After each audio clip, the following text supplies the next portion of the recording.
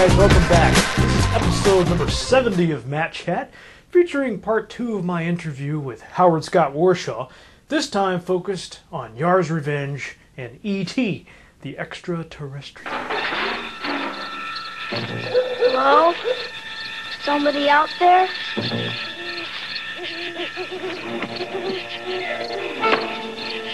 E.T.?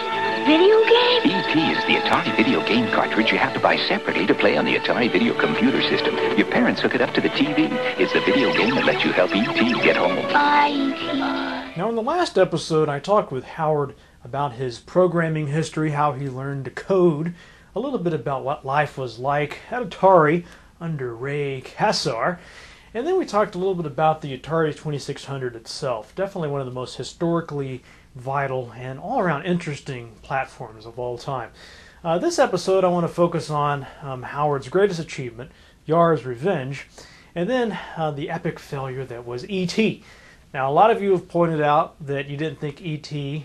deserves a reputation as the worst game ever for the Atari 2600, so I know you'll be interested to hear what Howard has to say about this game.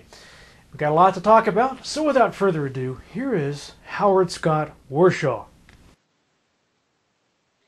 My first 2600 game was Yar's Revenge, which I started working on in early 81.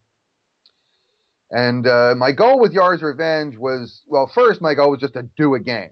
Okay, but I started that very quickly. I got there, I got a manual, I was checking it out, I started working on the game. It was originally assigned to StarCast, which was a coin-op game. And I started looking at the game, started looking at the machine, even though I'd only been working there about 3 weeks. I just went to my manager, I said, you know something? I said, this Star Castle game on the 2600, and it is really going to suck. I just think it's going to suck. Because even then we knew that like some coin-op conversions they just don't convert well with the 2600. But I said to him, I think I could take the basic game components and rework it and flex it into something else that might be a more viable game. And to their credit, they said, okay, why don't you try it? Go ahead, because doing licenses wasn't the be-all and end-all at that point. It was still before that specter of licenses took over. So they gave me the flexibility, so I made a game that wasn't Yar's yet, but it was the game that became Yar's. And I started to play with it, and it was tough, and it was going slow, and then we had a breakthrough with the controls, and then suddenly the game was it was really a hot game. People were digging it. It was obviously a slick game. And I was really excited about it. And then I started to add things to it, like features and things. I used sort of like some movie-making ideas in Yar's, and my goal with Yar's was to make a lot of firsts. I wanted to be the first one to do a lot of things. It was the first game to have pause mode. It was the first full-screen explosion. It was the first game to display its code on the screen because the Ion Zone is actually a variation of the code from the cart. That's how it's generated. There was a lot of things that were done in Yar's Revenge that was the first time they were done. Another thing that was the first time it was done was it was published with a backstory in a comic book. And that was the first because I wrote the backstory because I wanted to name the game. Because another thing I really wanted to do with Yar's, a dream that I had always had is to add a word to the English language. I always thought it'd be very cool to add a word to the language. And I thought if I could name this game, and if the game became popular, I could effectively add a word to the English language. Also, all the names I would make up for things in the game, it's loose, but, I'd go for it. And so, also, the names that were coming out of marketing were pretty lame for most of the games that we were going with. And I wanted to do something special that I thought was cool. So I actually pulled a little marketing stunt on marketing to name the game, because I found out they were about to name the game, and they said, okay, well, I said, is there time left? And the marketing rep says, he goes, yeah, we got a few days left. I said, so can I make a submission? He goes, sure. I said, okay. So I stayed up all night that night. What I did was I thought up a name that's Yar's Revenge, and I came up with Yar as a hook. I made it Ray spelled backwards, because like Ray Kassar was the CEO, right? So I made Yar Ray spelled backwards, and it takes place in the Razak solar system, which is Kassar spelled backwards. So I built this whole story, and then I made this story about flies that get on a spaceship and wind up mutating and taking over and having their own little solar system. And so I wrote this whole sci-fi backstory just to back up the name to make it more likely to get it in. And then the next day, so the marketing guy, so I gave him the story and the title and all this stuff, and I said, here you go, here's my submission. He goes, okay.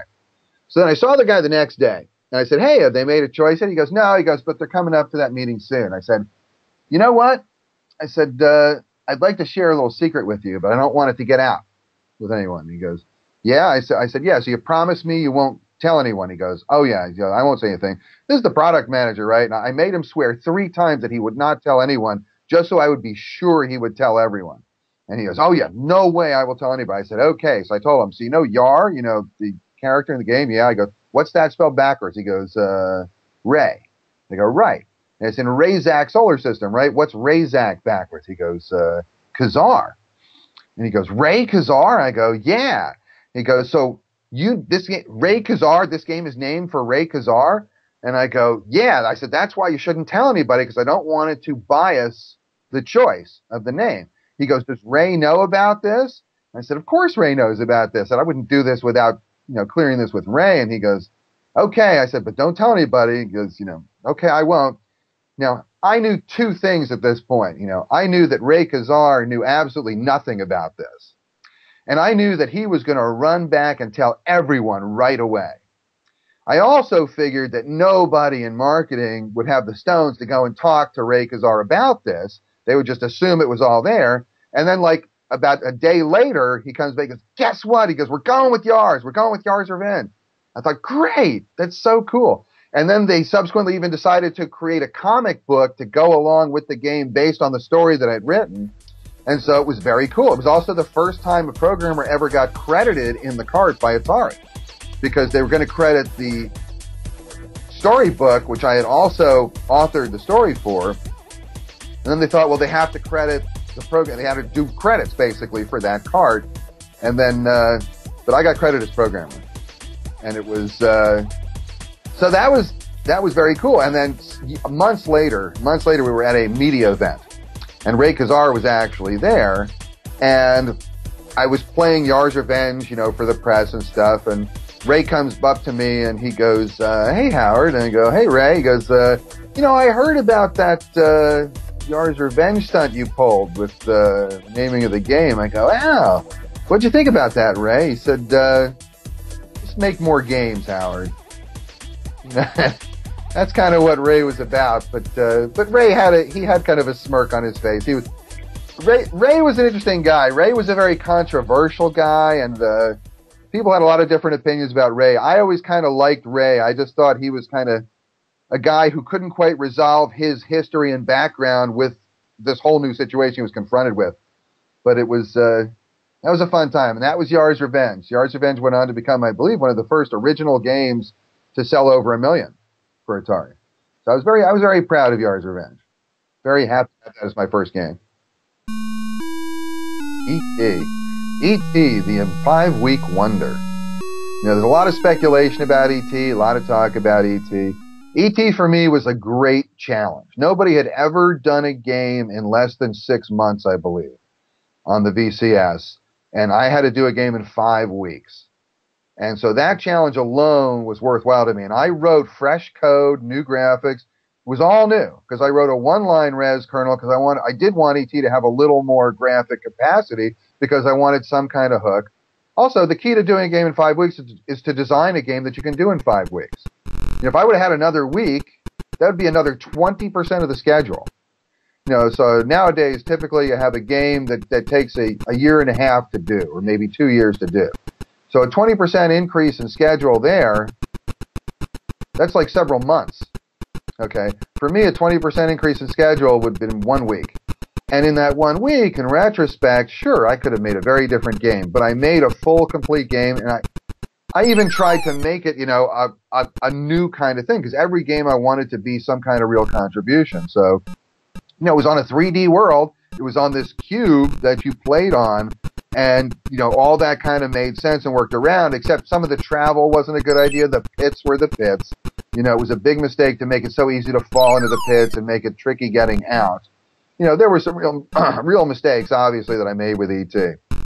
But, it's a full, complete game. There are people who like it. Even after it turns, it's still sold over 1 million. And, but you know what? So people rate E.T. frequently as the worst game of all time. Realistically, is E.T. the worst video game on the 2600? Probably not. There's a lot of games nobody talks about anymore that may be worse, but I like it when people make it the worst. I always support the idea that E.T. is the worst game ever done. And the reason I do that is because Yar's Revenge is frequently on lists as one of the best games ever done. And so the way I look at it is between Yar's and E.T., I have the greatest range of any developer in history. And so, you know, I'm always looking for the upside. I don't think criticism, well, I was going to say I don't think criticism's ever taken too far. I don't think that's really true. Some people will take criticism too far. Criticisms of E.T. are well-founded in a lot of ways. I mean, there are some irritating aspects of the gameplay. It does become monotonous. And some people, it doesn't bother them that much. Some people, it bothers them a lot. But I rarely argue with players. I mean, if someone's just trying to be mean about something, that's different. But for the most part, I never argue with players about their feedback because that's what they feel. And if that's what they're getting from the game, it's pretty silly as a designer or creator to argue with that, because the whole point in making a game is to share with people for their experience. And when they share that with you, you know, why argue with it? So I accept it. I know a lot of people didn't like it.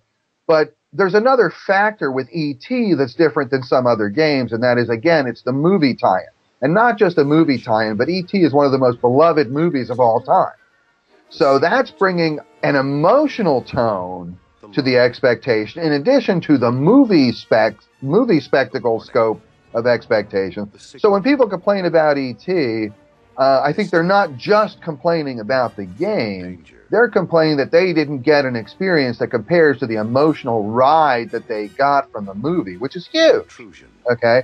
And I'm not going to get there with a game. A game on the 2600 is not going to take you to the kind of emotional place that E.T. touching Elliot's finger is going to get you, you know, by the end of that movie. It's just not going to happen. So some of the criticism against it is, I mean, a lot of the criticism against it is purely valid criticism against the game itself, and I'd love to go back and change some of that.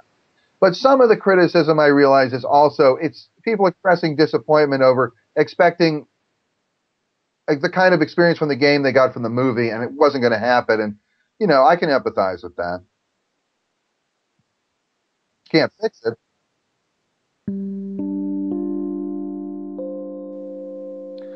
Well, when I first completed the game, I was pretty satisfied that I'd actually done it and completed the work.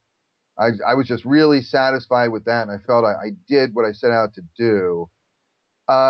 When the reactions came back, I was in a pretty whacked out place because I had really thrown myself into Atari for years, and so at first it was a little hard. It was a little hard for me at first. It hurt to feel, you know, this hated thing coming back, and there was, between E.T. and Pac-Man together, there was a lot of unmet expectations on the part of consumers, and I think those two games together created a 1-2 punch that were very tough on the industry. But over a little time, as I got a little more objectivity, I came to realize, you know, the complaints that people were making were valid. You know, these were things that if I had had a little more time to play it out and check with people and stuff, I might have changed. But this was a game that was finished and shipped right out because that's what we did in 5 weeks. It was just tough to just make it. So, yeah, it felt bad at first. It felt real bad at first, but you know, you can't argue with everybody. You know, I see the complaints, and what it's taught me is how I would make the game different if I could redo it. So if I ever make the time machine, get to go back, I promise you E.T. will be a much better game.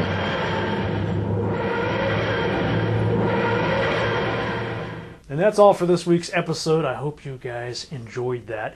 Now I want to announce that I have, in conjunction with my friends at Armchair Arcade, released the first official Armchair Arcade radio podcast. It's over an hour long. It's only available at armchairarcade.com and iTunes. I'll see you guys next week, and don't forget, be good.